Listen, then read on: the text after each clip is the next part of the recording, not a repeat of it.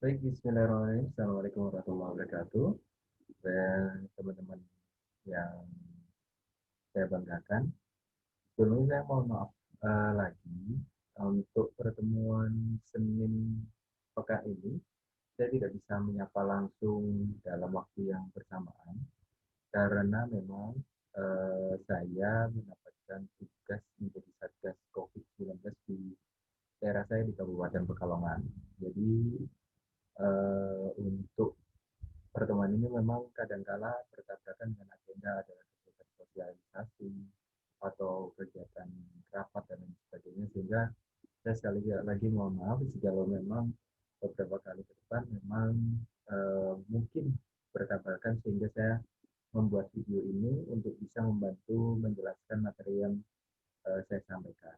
Jadi teman-teman sekalian, misalkan memang waktunya bisa memungkinkan, nanti saya insya Allah bisa menyapa langsung teman-teman. Jadi pada saat hari yang sama kita bisa berkuliah seperti biasa.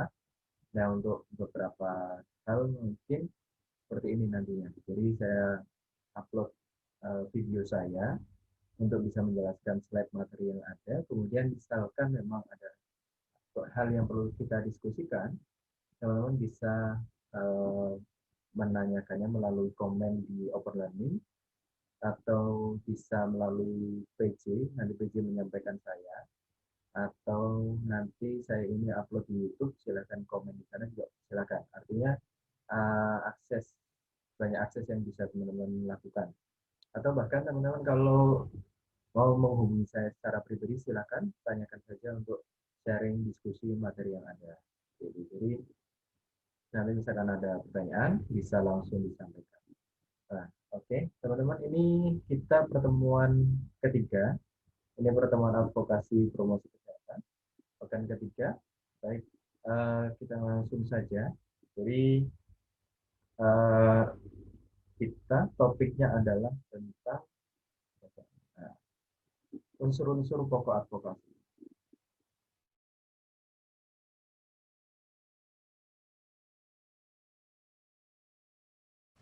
Baik, teman-teman sekalian, kita akan belajar pekan ini tentang unsur-unsur advokasi.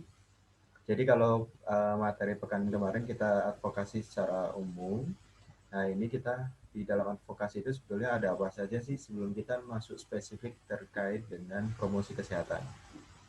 Jadi teman-teman sekalian, kalau sudah terbiasa mengikuti satu organisasi, sudah terbiasa mengikuti kegiatan-kegiatan yang di sana bersinggungan dengan hal politis atau politik seperti itu, maka tidak asing dengan istilah advokasi. Jadi advokasi itu seperti yang mungkin teman-teman nanti baca-baca lagi materi yang slide pekan lalu. Jadi advokasi itu adalah sebuah teknik ya untuk bagaimana mensukseskan satu hal. Nah, ternyata di dalam advokasi itu sendiri banyak unsur-unsurnya atau hal-hal yang perlu kita ketahui. Yang pertama, nah ini. Jadi advokasi itu banyak macam ya. Di sini kita lihat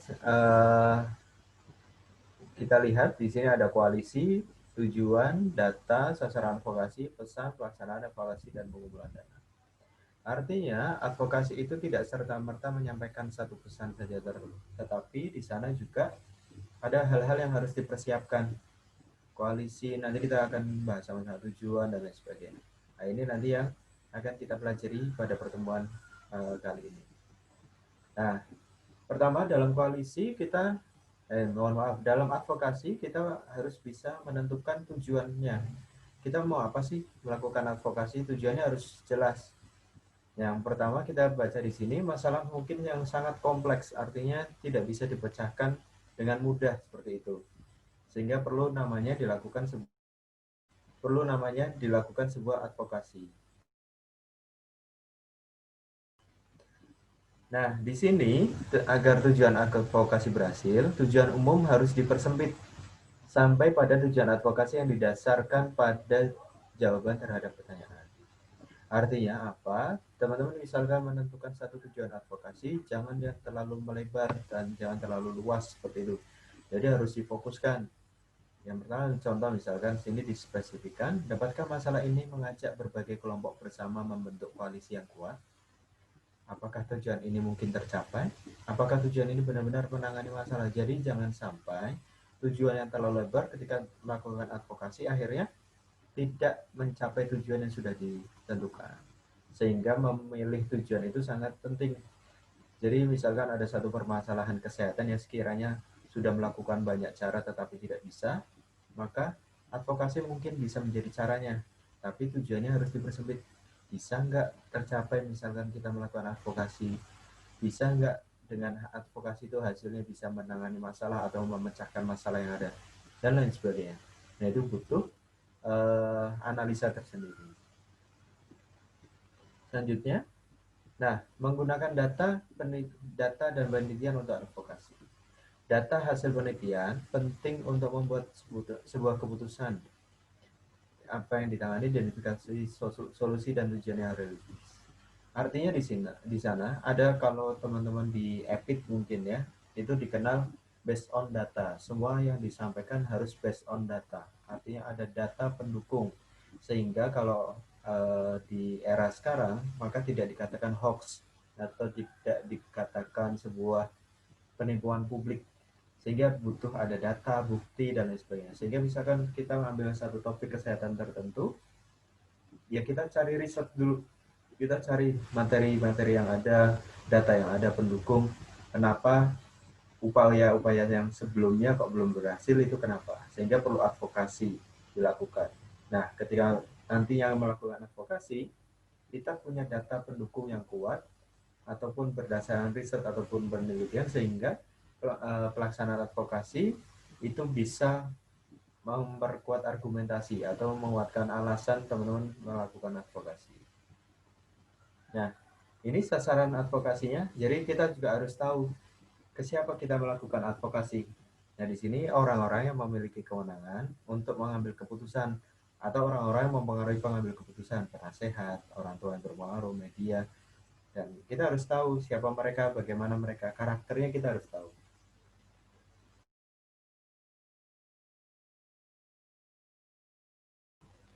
Jadi teman-teman sekalian, kalau apa namanya menentukan sasarannya, biasanya orang mengambil kebijakan. Kalau teman-teman pernah belajar, ada decision maker. Jadi pengambil keputusan ini siapa? Misalkan dalam satu organisasi atau satu kelembagaan, pastilah kita mengadvokasi bagian yang teratas atau pimpinan yang teratas, sehingga advokasi itu nantinya berbuah sebuah keputusan ataupun sebuah peraturan atau sebuah kebijakan yang mana bisa dilaksanakan oleh banyak orang. Atau bisa jadi misalkan menjadi teman-teman melakukan sebuah advokasi ke pemerintah daerah untuk melakukan satu hal permasalahan kesehatan. Nah, nantinya dari pemerintah daerah, jika advokasi itu berhasil, akan menurunkan sebuah surat keputusan atau surat edaran yang mana eh, hasil dari proses advokasi yang sudah dilakukan teman-teman. Kemudian mengembangkan dan menyampaikan pesan advokasi. Apa interest dari masing-masing sasaran, kembangkan pesan dan dari hal tersebut. Dukung dengan data tadi, berapa banyak orang yang mengalami masalah, seberapa gawat. Artinya di sini ketika menyampaikan pesan kita harus bisa mengembangkan pesan tersebut. Jadi kepentingannya apa sih? Sehingga merasa bahwasanya ketika kita menyampaikan advokasi, minimal kalau bahasa mudanya, pimpinan tersebut akan bilang, oh iya ya, ternyata harus seperti ini dan lain sebagainya. Sehingga nantinya advokasi akan berhasil dengan baik. Dan lagi-lagi, data itu sangat penting. Kalau teman-teman melakukan advokasi tanpa ada data, maka ya percuma. Mana datanya, mana buktinya, seperti itu. Jadi teman-teman harus bisa meresearch terlebih dahulu atau melakukan analisa data untuk sebelum melakukan advokasi. Yang selanjutnya membuat atau membentuk koalisi. Kalau teman-teman ini beberapa daerah akan ada pemilihan itu ya, pimpinan daerah. Jadi teman-teman mungkin tidak asing dengan istilah koalisi seperti itu. Jadi ada koalisi partai, koalisi mungkin kelompok tertentu dan lain sebagainya. Jadi koalisi itu apa sih? Sejumlah orang atau dan organisasi dapat memberikan kekuatan, membentuk jaminan keamanan dan dukungan politik. Nah, atau sekelompok organisasi bekerja sama dengan cara terkoordinasi menuju ke arah tujuan bersama. Artinya kita melibatkan banyak orang, banyak kelompok. Jadi kita mengajak orang yang punya tujuan sama, punya cara pandang yang sama untuk bisa mensukseskan proses advokasi kita. Contoh misalkan kita ingin kaitannya kesehatan, kesehatan apa nih? Contoh kaitannya dengan lingkungan misalkan. Lingkungan, ada nggak organisasi yang bergerak di lingkungan, LSM atau organisasi mungkin di kampus atau apa? Dari misalkan di kota Surakarta katakanlah. Kita ingin katakanlah go green. Kita akan membuat sebuah koalisi, siapa aja yang bisa kita ajak. Oh, di kampus A ada organisasi tertentu, di kampus B ada, kampus C ada LSM yang bergerak di bidang lingkungan. Maka kelompok-kelompok tersebut atau organisasi tersebut kita ikut sertakan karena punya tujuan yang sama, sehingga itulah yang dinamakan koalisi. Kemudian membangun jaringan advokasi. Nah, ini isinya pertanyaan, sehingga kita harus bisa menganalisa siapa yang akan masuk ke dalam jaringan kita. Kemudian bagaimana menemui anggota jaringan yang sama, bagaimana mereka tertarik pada tujuan advokasi, bagaimana mereka dapat membantu. Nah tadi, ketika koalisi yang ada kita ajak, maka proses selanjutnya adalah bagaimana membangun jaringan tersebut, bagaimana menguatkan antar personil di dalam suatu koalisi. Jadi bagaimana misalkan kita sebagai penggeraknya, maka kita harus bisa membuat teman kita atau teman koalisi kita tertarik untuk melakukan proses advokasi yang sama. Jadi dengan kekuatan teman-teman dalam koalisi itu, misalkan satu organisasi tertentu pastilah punya anggota yang banyak juga, sehingga bagaimana mereka juga tergerak, oh ya kita bergerak di tujuan yang sama, yuk gerak bareng untuk melakukan advokasi misalnya seperti itu. Jadi ini harus dikembangkan atau dibangun. Nah ini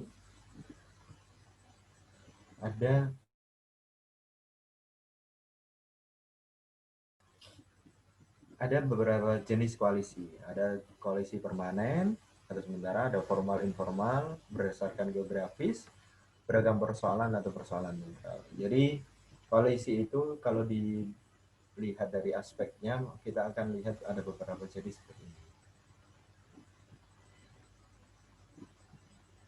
Nah, di sini saya jelaskan sedikit. Jenis koalisi yang permanen itu, atau ada permanen atau sementara. Permanen itu biasanya akhirnya terbentuk misalkan satu topik tertentu yang itu bersifat kontinu atau permasalahannya bisa berkelanjutan, sehingga butuh diadakan suatu koalisi yang mana mereka saling bersinergi terus selama isu itu masih berkembang. Kemudian sementara misalkan hanya topik-topik sesaat saja, misalkan ada topik tertentu yang hanya untuk menguatkan proses advokasi yang sifatnya tidak lama, maka itu sifatnya koalisi. Artinya ketika proses advokasi sudah selesai, tujuan sudah tercapai, biasanya ya sudah kembali ke organisasi masing-masing.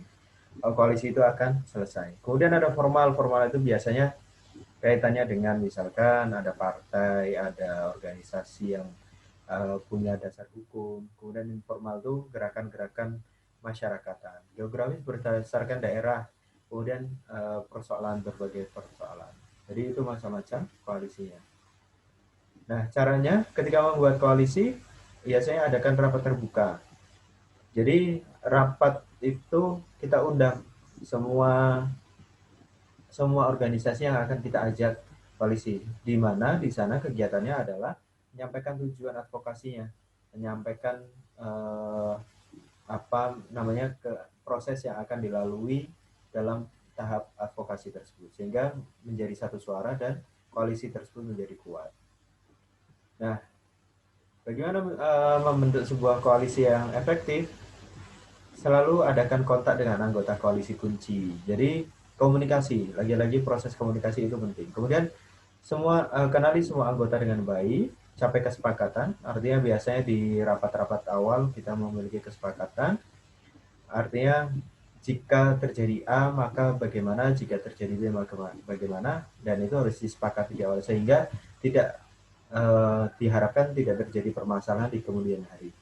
Kemudian libatkan anggota koalisi yang kuat dalam semua pengambilan keputusan.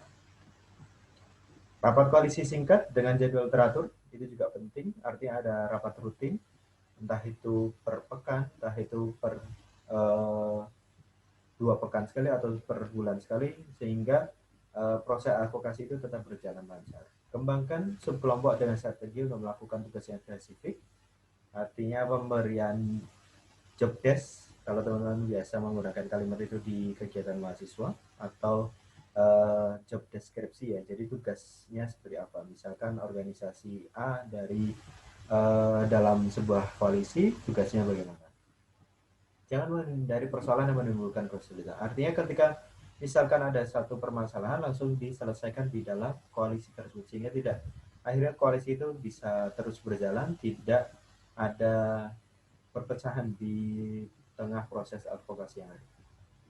Nah ini keuntungannya banyak sekali kalau sudah terbentuk koalisi untuk melakukan sebuah advokasi, bisa memperluas basis dukungan, keamanan bagi usaha advokasi, banyaknya sumber daya, kemudian sumber daya finansial artinya keuangan melalui kas atau melalui iuran, kemudian kredibilitas, mengembangkan kepemimpinan yang baru, jaringan dan artinya banyak sekali hal yang dapat dapatkan melalui pembentukan sebuah koalisi.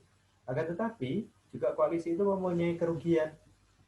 Misalkan di sini kita ambil contohnya menyimpang dari pekerjaan atau mengerjakan pekerjaan lain. Kemudian ada perlu kompromi posisi, artinya ada lobby-lobby posisi. Mungkin perlu juga mengalah pada organisasi yang lebih kuat. Ketika di dalam koalisi tersebut pastilah ada di mana organisasi atau kelompok yang lebih dominan. Kemudian ada tidak selalu mendapat kepercayaan atas kerja. Bisa jadi karena heterogen sekali di koalisi tersebut. Nah, apabila koalisi terpecah, dan ini sangat membahayakan advokasi, karena apa? Bisa jadi ide atau gagasan proses yang sudah dilalui akan menjadi bumerang sendiri. Misalkan terjadi perpecahan koalisi, nanti organisasi tertentu akan menyerang balik terhadap anggota yang terpecah tadi. Nah, ini sangat disayangkan, artinya sangat merugikan sekali ketika misalkan memang koalisi itu terpecah. Nah, simpulannya dari proses unsur-unsur yang ada di dalam advokasi itu, undang orang-orang dan organisasi yang concern dengan isu yang diangkat untuk membentuk sebuah koalisi. Artinya kita betul-betul harus memilih dalam koalisi tersebut mana yang satu pandangan, satu frekuensi dengan pemikiran kita untuk melakukan sebuah advokasi. Jadi itu adalah unsur-unsur yang cukup penting di dalam membentuk advokasi. Jadi kalau advokasi dilakukan secara personal, sama halnya dengan kita mengibaratkan sapu lidi ya. Kalau kita satu lidi saja mungkin untuk membersihkan sampah, daun dan sebagainya sulit. Tapi misalkan terbentuk dari banyak lidi tersebut, maka itu akan cepat selesai. Sama halnya dengan koalisi. Kalau melakukan sebuah advokasi sendiri, maka akan sulit tercapai. Tapi kalau teman-teman mengajak satu koalisi yang satu arah, satu pemikiran, satu tujuan seperti itu, nah teman-teman akan lebih mudah dalam mencapai apa yang menjadi tujuan pertama tadi dalam sebuah proses advokasi yang ada. Nah, itu dia. Jadi materinya tidak perlu panjang-panjang, tapi harapannya teman-teman dapat sedikit lebih tahu tentang proses-proses atau unsur-unsur yang ada di advokasi. Jadi harapannya seperti itu teman-teman, dari proses advokasi yang ada. Jadi oh ternyata di dalamnya ada banyak unsur lain seperti itu yang harus diketahui. Nah seperti itu. Jadi kita tidak perlu panjang-panjang materinya. Yang penting sedikit tapi teman-teman bisa memahami konsep advokasi itu jauh lebih baik menurut saya daripada misalkan terlalu banyak materi tapi teman-teman tidak begitu paham. Nah, harapannya dari materi yang sedikit ini dapat dikembangkan menjadi sebuah diskusi. Jadi silahkan teman-teman